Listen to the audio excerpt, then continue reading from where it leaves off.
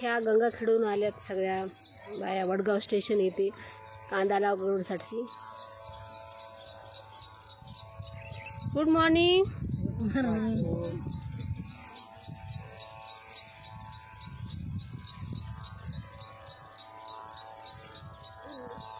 ताई काय मग आता दुपारचं जेवण चालू आहे ना तुमचं?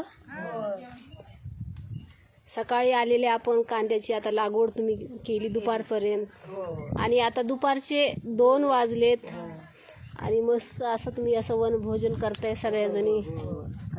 जेवणामध्ये काय काय चटणी भाकरी का चटणी आहे वाचून घेतलं. खूप छान बरं का.